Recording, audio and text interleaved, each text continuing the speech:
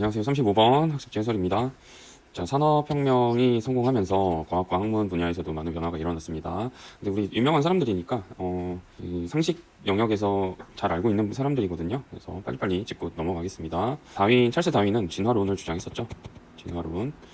생물은 진화한다. 두 가지 원칙이 있죠. 약육강식.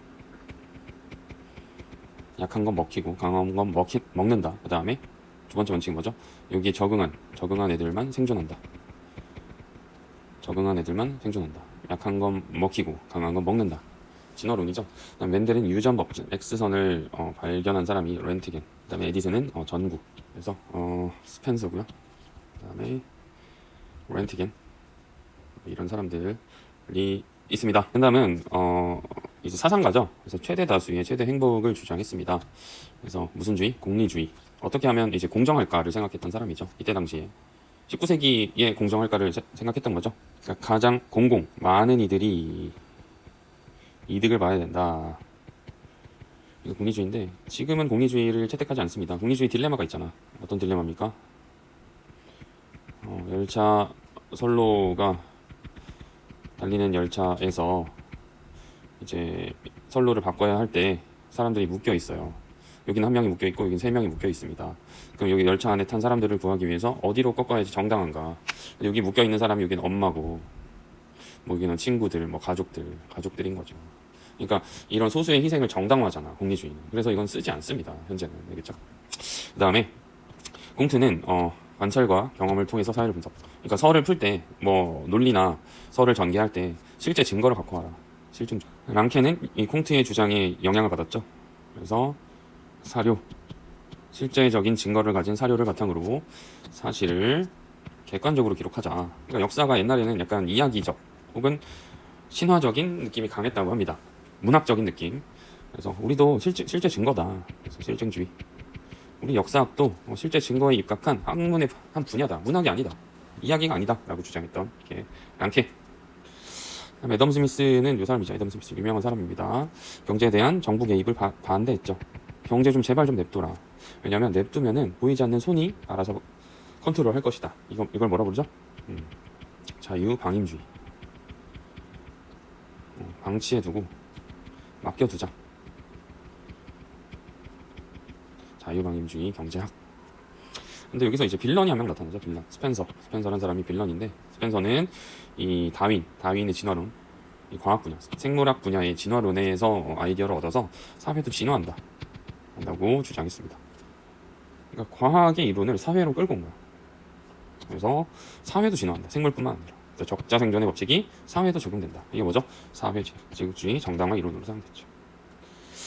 자, 그다음 문예서적 볼까요? 자, 19세기 전반에는 19세기 전반이면 몇 년대죠? 1800년대 초반. 이때 어떤 역사적 사실이 있었죠? 프랑스 혁명이 실패했습니다. 그 사람들은 좌절감을 느껴요. 우리가 이것밖에 안 되다니. 좌절감. 실패한 이유 중에 하나가 나폴레옹이 황제가 돼버렸잖아. 쿠데타 일으켜서 황제가 돼요. 친위 쿠데타 일으켜서. 그래서 혁명을 전파해줄게 하고 막 다른 나라 가서 쳐들어가서 학살하잖아. 좌절한다고. 우리가 이게 다 헛된 명분이었나.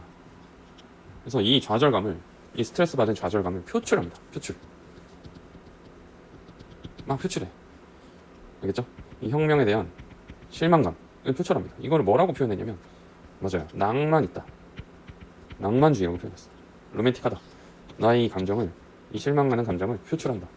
그래서 바이런, 하이네가, 슈베르트, 들라크루아 이런 사람들이 있었죠. 바이런, 들라크루아 이런 사람들이 유명한 사람이죠. 바이런은 시를, 자기 감정을 잘 드러낸 시를 썼던 걸로 유명하고요. 들라크루아 이 사람은 감정을 감추지 않은 그림을 그렸던 걸로 유명하고, 바이런은 인기가 많았던 걸로 유명하죠. 귀족이자 국회의원이자 잘생겼으니까. 그 다음에 그러다가 이제 시간이 흘러갑니다. 19세기 후반은 이제 어떤 일이 일어난 거죠? 1800년대 후반이 되면서 역사적으로 어떤 일이 일어나요? 이번에는 산업혁명이 성공해요. 이제까지는 인간들이 할 수 없었던 대량 생산, 기술적인 혁신, 기술의 혁신, 이런 것들에 성공한 거예요. 자신감이 넘치죠. 우린 뭐든지 할 수 있어 이렇게 된 거야. 그래서 이 산업혁명 성공으로 인한 이 자신감 넘치는 이 긍정적인 감정을 야 우리 이제 부끄러울 게 없어. 이 현실을 직시하는 거야. 야 우리 현실 부끄러워하지 마. 현실 그대로 보는 거죠. 그래서 이걸 뭐라 부르냐면 사실주의. 그래서 찰스 디킨스, 올리버 트위스트, 노동자들의 이야기, 전쟁과 평화, 전쟁 그대로의 이야기. 차이코프스키, 베르디, 그다음에 미술은 사실 그대로 그린 사실주의 미술. 그러다가 산업혁명 중이잖아요. 지금 산업혁명 중이야. 혁명 중이잖아요. 이때 무슨 기술? 갑자기 산업혁명 중이니까 기술이 막 나왔겠죠. 이때 무슨 기술? 뭐가 발명됩니까? 카메라. 다시 말해서 사진 기술이 발명됩니다. 사실주의가 뭐라고? 현실을 그대로 묘사하고 있었어. 현실을 부끄러워하지 않고 그대로 묘사하고 있었대요. 그런데 카메라가 나왔다고요. 사람들이 이제 현실 그대로 묘사하는 원동력, 동기를 상실한 거지. 그래서 이제 뭘로 바뀌어요? 인상주의로 바뀌어요. 야 우리 필로 가자. 느낌 그대로 가자. 인상주의. 모네, 들라쿠라가 아니라 누구죠? 모네, 고흐 이런 사람들로 간 거죠. 사진 기술 등장에 대한 좌절감이죠. 뒤에 한번 볼까요? 뒤에 넘어가면은 봐봐. 낭만주의 보세요. 낭만주의 혁명에 대한 실망감이잖아. 이 실망감을 이렇게 표현했어요. 원래 왕실 그림에 이렇게 그림자를 표현하면 안 되겠죠. 왕실, 너네 운명은 그림자가 가득할 것이다. 어두울 것이다. 이 가운데에 왕을 그리지 않고 사생활을 표현했습니다. 왕의 사생활이라고 합니다. 바람 펴서 나온. 그럼 이 학살하는 모습. 이 실망스러운 학살은 프랑스군이야. 프랑스군이 스페인에서 학살을 하는 모습. 혁명의 상징이었던 프랑스군이 학살을 하고 있어. 그리고 이 혁명이 다시 성공하는. 그렇죠? 2월 혁명이죠. 2월 혁명이 다시 성공하는 벅찬 감동적인 모습. 그렇죠? 혁명기의 혼란을 표현하는 실망스러운 모습. 이게 낭만주의인데 산업혁명이 성공하면서 사실주의로 바뀌죠. 현실을 그대로 직시하는 거야. 인류사의 발전에 대한 확신. 현실을 묘사하는 거야. 현실 부끄러워하지 말자. 이삭죽기, 밀레의 만족. 기도하는 모습. 예전엔 그리지 않죠. 사진 찍는 모습 같죠? 사진을 팡팡 찍는 모습 같죠? 돌멩이 깨는 거. 크루베 돌 깨는 사람들. 안녕하세요 크루베 씨. 오르낭의 장례식장 모습이에요. 사진 찍는 거죠. 그런데 이 시점에서 그렇죠? 사진이 나옵니다. 카메라가 발명되는 거죠. 그래서 느낀 대로 인상주의로 가는 겁니다. 사진 기술의 발명. 그래서 이렇게 문의 해돋이, 술집, 두 자매. 이 두 자매만 생각나는 거죠. 배경을 날려버리는 거예요. 느낌만 가는 거고요. 이게 극단적으로 가면 이런 식으로 표현되는 겁니다. 자, 앞으로 다시 돌아와서 제국주의 볼까요? 자, 제국주의 보겠습니다. 제국주의는 서양 열강이 자, 결국에 산업혁명이잖아. 산업혁명이고 결국에 산업혁명이 일으킨 큰 변화는 대량 생산입니다. 대량 생산이면 대량 생산을 하다 보면은 뭐가 이제 필요한 거야? 판매. 시장이 필요한 거고 이제 결국에 이 뒤쪽에서 뭐가 한 거야? 원료 산지가 필요한 거야. 그래서 이 두 가지를 한 큐에 해결하기 위해서 뭐가 쉬운 거예요? 뭘 만들면 이게 한 큐에 해결되는 거야? 식민지. 이 식민지를 앞다투어 늘려갔어요. 나쁜 행동이지. 근데 이거를 이득이니까 누구나 했다고. 알겠죠? 서양 열강이 원료를 값싸게 수입하고 상품을 수출할 시장을 확보하기 위해 군사력을 앞세워 식민지를 획득에 나서는 팽창 정책을 제국주의라고 부릅니다. 자, 배경 보겠습니다. 대규모 독점 기업. 이 독점 기업이 필요로 하는 거야. 식민지를. 왜냐면 생산지랑 자본투자처, 시장, 식민지를 필요로 했거든요. 근데 이게 좀 나쁜 짓이었잖아. 그래서 좀 양심의 가책을 느끼는 거죠. 그래서 그거를 좀 만회하기 위해서, 그거를 좀 덜하게 하기 위해서 설을 만들어냅니다. 학설을. 이건 이미 배웠죠. 무슨 론? 사회 진화론. 사회는 약육강식 사회다. 강한 자가 먹는 건 당연하다. 그다음 뭐죠? 맞아요. 인종주의. 저 흑인들 게으르다. 그렇죠? 그다음에 또 하나 뭐 있을까요? 민족주의. 위대한 게르만인이여 저들을 정복하라. 위대한 일본인이여 조선을 정복하자. 뭐 이런 거. 다 나쁜 거죠. 정당화하는. 아시겠죠? 그래서 뭐 이런 정책을 펼칩니다. 이건 보시면 영국은 뭐 이런 거. 영국 식민지가 카이로, 뭐 케이프타운, 뭐 콜카타 뭐 이런 게 있었어요. 그래서 이거를 또 연결하려고 시도하고. 프랑스는 프랑스 식민지가 봐봐. 프랑스가 여기잖아. 프랑스잖아. 프랑스 그래서 딱 건너와가지고 프랑스는 영토를 이렇게 넓혔어요. 그리고 프랑스가 마다가스카르를 먹었었거든. 그래서 오케이 이렇게 해볼까? 그래서 프랑스가 이렇게 아프리카를 이제 횡적으로 가로축으로 가로지르려고 그랬어. 그래서 이걸 뭐라 부르냐면 프랑스의 횡단 정책 이렇게 부르고요. 그다음 독일은 뒤늦게 뛰어들었잖아. 그래서 뒤늦게 뛰어들었기 때문에 독일은 어떻게 하려고 그랬냐면 야 우리 어떻게 방법이 없나? 그래서 여기다 철도를 깔려고 그래요. 베를린, 비잔티움, 바그다드 3B 정책 뭐 그러는데 여기서 더 핵심은 이거죠. 이제 영국이 카이로랑 이제 케이프타운 여기를 중심으로 이렇게 아프리카를 세로로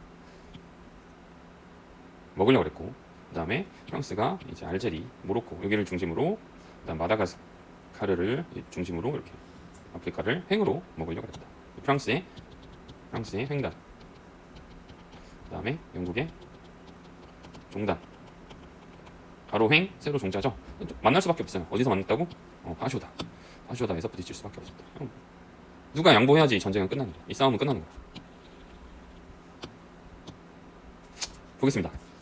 자, 결과 그래서 어떻게 되냐면 아프리카가 심각하게 분할됐는데 실제로 에티오피아, 그 다음에 여기 라이베리아 두 곳만 빼고 다 쪼개집니다. 에티오피아,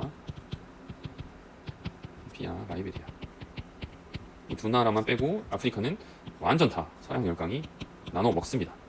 특히 아까 말했죠, 파쇼다라는 곳에서 영국의 종단이 무슨 뜻이라고? 이 세로종이라고. 세로 정책과 프랑스의 이 가로 정책이 부딪혔는데 프랑스가 양보했어요. 프랑스가 양보했어. 이거 왜 그랬냐면 맞아요. 당시 떠오르던 2차 산업혁명 국가 독일이 떠오르고 있었거든.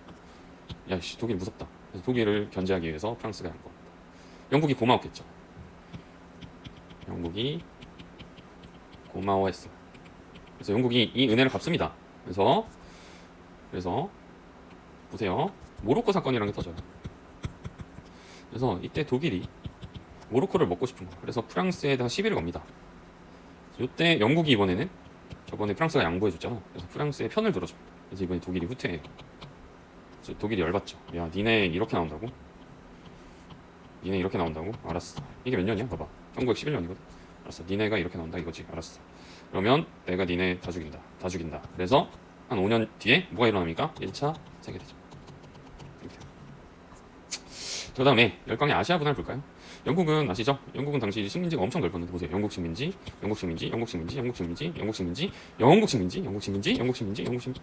너무 커. 해가 지지 않았어. 여기도 영국 식민지였어. 해가 지지 않아. 너무 커. 근데 영국의 핵심 식민지 중에 제일 중요한 지역이 인도였지. 왜냐면 인도에서 마하편 팔아서 중국 넘기고 막 이랬었잖아. 알겠죠? 영국은 인도를 식민지로 했고요. 인도를 되게 중요시했다고 합니다. 플라시 전투가 중요하고요. 프랑스를 여기서 결정적으로 격퇴했고, 그 다음에 싱가포르, 말레이 반도, 미얀마 이런 데 다 먹었고요. 오스트레일리아, 호주, 뉴질랜드 다 먹었어. 정신 나갔죠? 그다음 프랑스는 대신 어디를 먹었냐면 여기 베트남 지역 여기를 먹었습니다.